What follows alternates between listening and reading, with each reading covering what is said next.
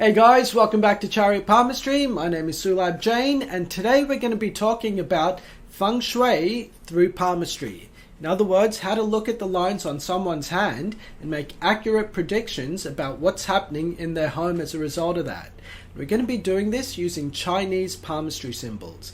They're very similar to Indian palmistry symbols, but what the Chinese did a little bit differently to the Indians was that they correlated Feng Shui trigrams onto the hands. Whereas if you look at the hands or the system of the hands that the Indians used, they assigned planets to each portion of the hand, like you'd have the Mount of Jupiter, for example.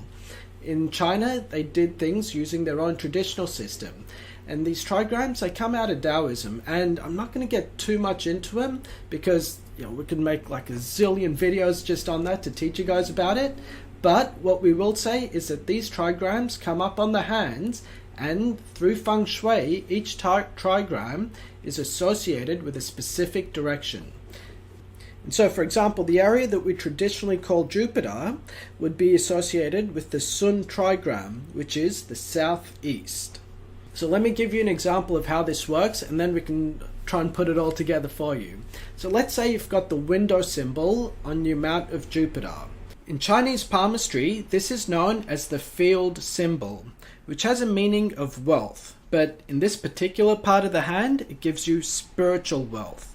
And the element associated with the field is that of earth, and its direction is the northeast.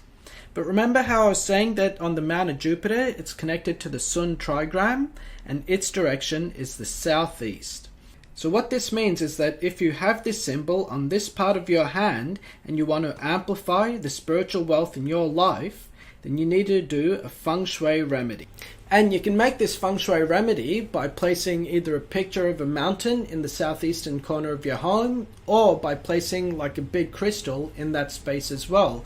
They both represent the earth, and they'll both energize this symbol on this specific part of the hand. But in addition to this, you can also say that in the northeastern section of their home, there's got to be like a strong earth presence. So they've either got something there already that's made of earth elements, or that there's a mountain in the northeastern section of their home, because that's the area represented by the earth element. This brings us face to face with one very important energetic question, and that is, how does your environment show up on the lines of your hands and vice versa? And the idea here is that basically everything inside you mirrors the world around you. So if you've got inner conflict, that will show up physically through Feng Shui elements in the home and your environment that you live in, and vice versa too. And that goes for like all the good stuff in your life as well. So you're attracted to the home to live in based in part of your energy. And what happens is through palmistry, we read that energy. And Feng Shui experts, they read the energy of your environment, and they can make similarly accurate predictions about what's happening inside you as well. So that's kind of like the spiritual, theological rationale of how all of this works. Now, I'm going to be making a whole bunch of videos on Chinese palmistry symbols, and also the Feng Shui tools and remedies that you can do to figure all of this out. So if you guys want to learn all of that, hit subscribe, or get a copy of our book on the Dictionary of Chinese Palmistry Symbols. Thanks a lot, guys.